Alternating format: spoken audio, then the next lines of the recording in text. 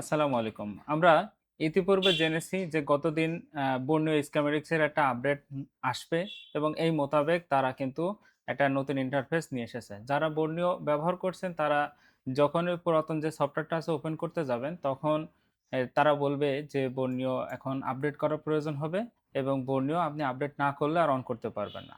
তা সেক্ষেত্রে তাদের যে ওয়েবসাইট আছে সেখান থেকে ডাউনলোড করার পরে দেখুন যে একটা ইন্টারফেস অলরেডি স্ক্রিনে দেখা যাচ্ছে। এটা নতুন যে মোড, নতুন যে লুক, তারপর নতুন যে থিম, এই থিম কিন্তু তারা এখানে এড করছে এবং এইটা আমাদের জন্য সহজ এবং ইউজেবল করে রাখছে তারা।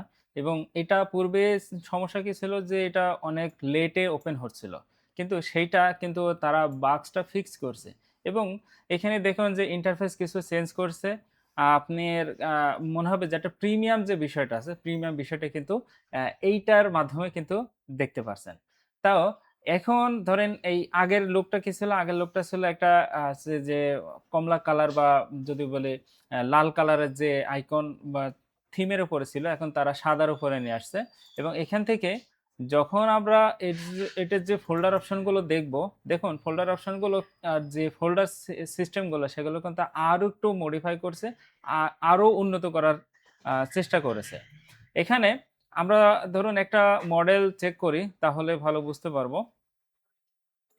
এখানে ধরুন যে এই যে মডেলগুলো সিলেক্ট করার পরে এখানে দেখুন যে মডেল ওয়াইজ তারা যে ফোল্ডারগুলো রাখছে তার ভিতরে প্রত্যেকটা ব্র্যান্ডের যে মডেলগুলো, এখানে A16 কে 17 কে, এখানে তিনটা অপশন কিন্তু তারা এখানে অ্যাড করছে, কোনোটা একটা অপশন অ্যাড করেছে। এটা হচ্ছে যে পিডিএফ, একটা হলো দেখেন এখানে এই যে আপনি কি কি ভিউ পাবেন সেটা কিন্তু তারা এখানে আলাদা করে উল্লেখ করছে। এটার উপরে যখন মাউস রাখছি তখন দেখা যাচ্ছে কি পিসিবি, এটার ভিতরে শুধু পিডিএফ আছে। এবার আসেন নিচে আসেন আরেকটা, এটা পিডিএফ, এটার ভিতরে পিসিবি এবং এটার ভিতরে হার্ডওয়্যার সলিউশন। অর্থাৎ এখানে ঢুকে দেখেন যে আপনি তিনটায় পাচ্ছেন, মানে এই ফোল্ডারের ভিতরে কি কি আছে, কি কি ইনবিল্ট করা আছে সেটা কিন্তু আমরা বাইরে থেকে লক্ষ্য করব। ধরেন আমি এখন মনে করব যে এই যে Y29S এটার মধ্যে যাব, কিন্তু এটার ভিতরে কি কি আছে? শুধু পিডিএফ ফাইল আছে। পিডিএফ ফাইলটা কি? স্কিমেটিক্স এর পিডিএফ। তাছাড়া কিন্তু আর অন্য কোনো সফটওয়্যার কিন্তু বা অন্য কোনো পিডিএফ গুলো আগে ছিল না। এখন এই বর্তমানে হচ্ছে যে যারা আপডেট সফটওয়্যারটি ব্যবহার করবেন তারা কিন্তু এই তথ্যগুলো সহজে পাবেন। এখানে দেখুন যে ৪ টা ফোল্ডার আছে এই যে A31 এর। একটা হলো পিডিএফ, তারপরেরটা দেখুন যে এখানে যখনই মাউসটা রাখা হবে তার ইনফরমেশনটা কিন্তু দেখা যাবে। এটা হচ্ছে যে স্মার্ট বোর্ড। এস দিয়ে তারা স্মার্ট বোর্ড দেখিয়েছে। স্কিমেটিক্স এর ভাষাটা কিন্তু অনেক কঠিন। যদি আপনি সহজে বোঝেন তাহলে আপনার জন্য কাজটাও সহজ হয়ে যাবে। মানে এটা হচ্ছে যে আমাদের যেমন আ আ আমরা হচ্ছে যে একটা আছে যে ভিন্ন ভাষার জিনিস যখন আমাদের ভাষায় কনভার্ট করে দেখতে পারবো, তখন কিন্তু আমাদের কাছে এটার একটা মজা চলে আসবে। তো ঠিক তেমনই এখানে আছে যে আমরা যদি এই সংক্ষেপ আ ভাষাগুলো যদি বুঝতে পারি তাহলে আমাদের কাজটা কিন্তু সহজ হয়ে যাবে। আমি কিন্তু এইটার কথা বলছি। এখন এইটা বাদ দিয়ে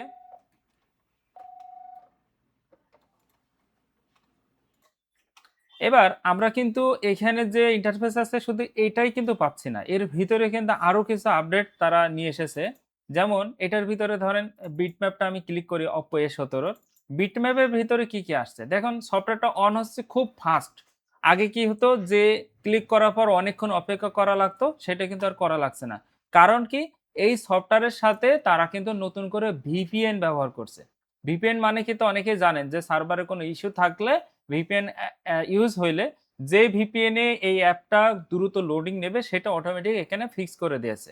এবার এখানে দেখুন যে তারা এড করছে কি? এই যে কানেক্টরটায় এটা টেস্ট পয়েন্ট। এই টেস্ট পয়েন্টে কত স্মুথলি জুম হচ্ছে দেখুন। মানে খুব ফাস্ট। আগে কিন্তু অনেকবার স্ক্রল করার পর কিন্তু জুম হতো। এখন জাস্ট এই। এবং এখানে কিন্তু মান যেটা 0.75 সেই মানটাও কিন্তু স্পষ্ট আকারে দেখাচ্ছে। কিন্তু আমরা ইতিপূর্বে কিন্তু এত স্পষ্ট দেখি নাই। যেটা আমরা ZXW বা JCID যেসব ডায়াগ্রাম গুলো আছে সেগুলোতে কিন্তু আমরা দেখি iPhone এর ক্ষেত্রে।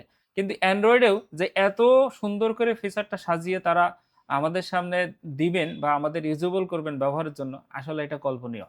এখন এখানে দেখুন যে যারা ট্রেনার আছেন, যারা কাজ করেন, যাদের জন্য এটা ধরেন স্টুডেন্ট আছে বোঝানোর স্বার্থে ব্যবহার করবেন, তারা দেখুন যে এটা জুম করছেন, এই মানটা বোঝাবেন। এখানে কিন্তু তারা এখানে ড্রয়িং এর যে বিষয়টা কিন্তু দিয়ে দিয়েছে। আপনি চাইলে এখান থেকে ড্রয়িং এর যে আইকন আছে এই আইকনটা এখানে ব্যবহার করতে পারছেন।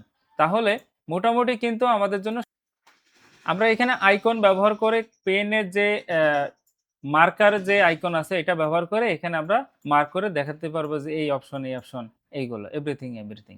মোটামুটি ফিচারগুলো কিন্তু খুবই ইউজেবল এবং এখানে আরেকটা অপশন দেখা যাচ্ছে যে এই যে সিলেক্ট টপ লেয়ার, শুধু টপ লেয়ার তারপরে ব্যাক লেয়ার এইখানেও এই অপশনটা কিন্তু এখানে দিয়েছে। এরপরে আপার আনসিলেক্ট লেয়ার, যাকে এই ফাংশনটা এখনো বোঝা যাচ্ছে না, মার্ক করছি কোনটা, এটা চেঞ্জ হচ্ছে না, যাকে এটা হয়তো বিচার আসতে পারে। তারপরে আমরা যদি হার্ডওয়্যার সলিউশনে যাই, হার্ডওয়্যার সলিউশনে মনে করেন যে চার্জার ডাটা বলে যে অপশনটা সেটা অন করলাম, ক্লিক করার সাথে সাথে অন হয়ে যাচ্ছে, মনে হচ্ছে যে আমি কম্পিউটারের একটা ফোল্ডার অন করছি। মানে এত ইজি, বোর্ড নিয়ে তো এর আগে আমরা তো ব্যবহার করেছি, দেখি নাই আর কি। তো যাক, এখানে একটা জিনিস খেয়াল করুন যে এখানে সার্চ আইকন অ্যাড করছে, সার্চ। এই সার্চ আইকনটা সিস্টেমটা কেমন, যে এখানে যখন আমরা সার্চটা ক্লিক করব, এবার হচ্ছে যে এটা মুভ মুভ হচ্ছে আপ এবং ডাউন, মানে নিচে যাবে এবং উপরে যাবে। আবার সার্চে যাব, এই জায়গাতে মুভ হবে। এখন এই জায়গায় জিনিসটা এই যে পাওয়ার আইসিটা আমরা কাজ করলাম, পাওয়ার আইসি কাজ করার পর নিচে আমার কয়েকটা ক্যাপাসিটার রেজিস্টার দেখা দরকার। আমরা এটা ক্লিক করে একদম নিচে চলে আসলাম, এই যে পরে একদম নিচে আসলাম। আবার যখন মাউসের যে গোল যে চাকাটা আছে এটা আপ ডাউন করলে এটা কি হচ্ছে, উপরে চলে যাচ্ছে। মানে মোটামুটি যদি বলি ফিচারটা খুবই ভালো লেগেছে আমার কাছে, আপনাদের কাছেও আশা করি ভালো লাগবে। এরপরে এখানে যে পিসিবির যে সিস্টেম গুলো আছে, এইটা সম্ভবত মানে বিট ম্যাপ দেখলে মনে হয় বোঝা যাবে পিসিবি ম্যাপিং এর যে বিষয়টা। এখানে এখানে কিছু অপশন তারা রেখেছে পিসিবি, এখান থেকে পার্টস কম্পিউটেবল ডাটাবেস, মানে এই পার্টস সম্পর্কে তারা কিন্তু এখানে তথ্য দিবেন, সেটাই বলতে চাচ্ছে। এটা ক্লিক করে দেখি। এই যে আমরা এই আইসিটা ক্লিক করলাম না, এটাতে ধরেন সাধারণত কি জানি, এটা হচ্ছে লোভের আইসি। মানে মুভির মুভ মানে জুম এবং আউট, এটা যে এত স্মুথ লাগছে, মানে ইতিপূর্বে আমি কখনো এত স্মুথ আমি বর্ণিত পাই নাই। তো যাই হোক, এটা অনেক ভালো। এটা ক্লিক করার সাথে সাথে এটা লেভেল কি U2423, মানে এই আইসিটার নাম সেটা দেখা যাচ্ছে। এটা কোন ব্র্যান্ডের ফোন, এটা হচ্ছে তো অপ্পো ব্র্যান্ড।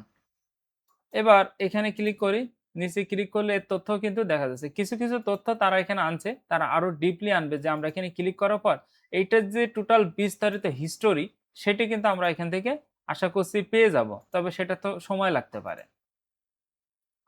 এবার হচ্ছে পিসিবি ম্যাপিং যেটা আছে, দেখেন পিসিবি ম্যাপিং এ এই পিসিবি বোর্ডে কতগুলো সংযোগ থাকতে পারে, কি কি নেমে থাকতে পারে সেটাও কিন্তু এখানে দেখা যাচ্ছে।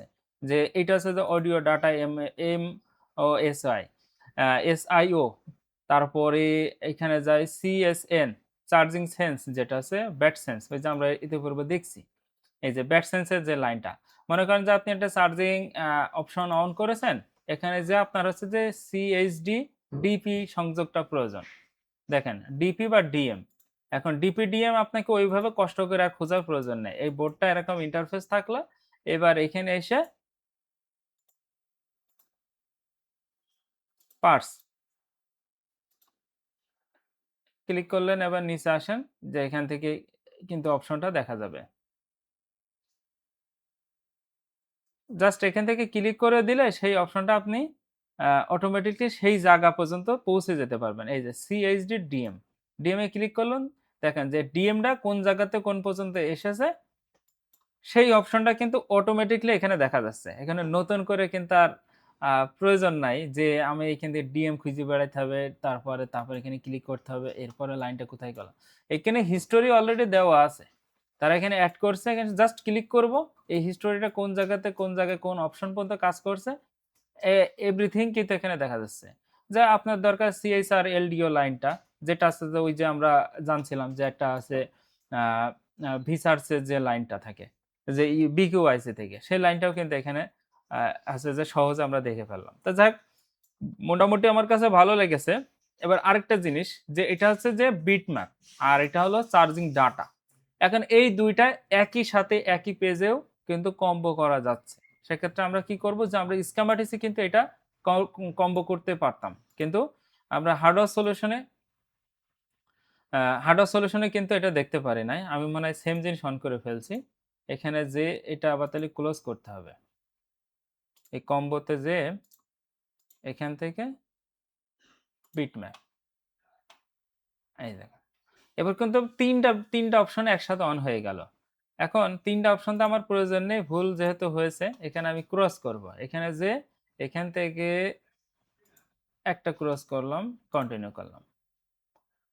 তাহলে এখান থেকে আমি বিটম্যাপও পাচ্ছি, এখান থেকে হার্ডওয়্যারও পাচ্ছি। মনে করেন যে এই সিপিইউটার বা এই আইসিটার এই জায়গায় পয়েন্টটা দরকার, এখানে অ্যাকুরেট আছে কিনা বুঝবো কি করে? এখানে বাটনে ক্লিক করলাম, করার সাথে সাথে এই লাইনটা এখান থেকে যখন এখানে আসছে এটা কিন্তু এখানে অটোমেটিকলি দেখা যাচ্ছে। তা মোটামুটি যদি বলি এক প্রকার হচ্ছে যে সহজ কিভাবে করা যায় তারা সেটা নিয়ে কিন্তু এখানে উপস্থাপন করার চেষ্টা করছে। আরো কিছু ফিচার আমরা দেখতে পারবো। আরেকটু ঘেটে ঘেটে দেখি। আসলে সমস্ত কিছু তো সুবিধার্থে দেওয়া। আইটেল একটা বোর্ড অন করি। স্কিমেটিক্সে কি দিয়েছে দেখি। স্কিমেটিক্সের লেআউট গুলো চেঞ্জ করেছে কিনা। মানে লেআউটের সুবিধাগুলো মোটামুটি আগের মতনই আছে, কিছুটা পরিবর্তন আসতে পারে।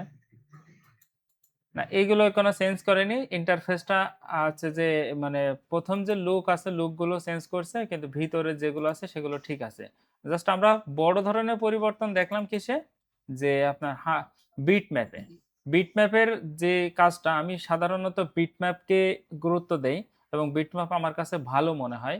যে বিটম্যাপ যদি থাকে, দেখুন বিটম্যাপে আপনি স্কিমেটিক্সের মতনই যে অ্যাকুরেট ওইটার নাম, ওইটার ভ্যালু সবকিছু কিন্তু দেখতে পারছেন। তাহলে আশা করছি ভিডিও থেকে উপকৃত হবেন। নতুন যে বর্ণীয় আছে এই বর্ণীয়টা আপনারা আপনাদের পিসিতে ইনস্টল করেন, করার পরে এর যে ভিউ ফিচার কেমন লেগেছে আমাদের কমেন্ট বক্সে জানাতে ভুলবেন না। দেখা হবে পরবর্তী নতুন কোনো ভিডিওতে নতুন কোনো তথ্য নিয়ে। আসসালামু আলাইকুম ওয়া রাহমাতুল্লাহ।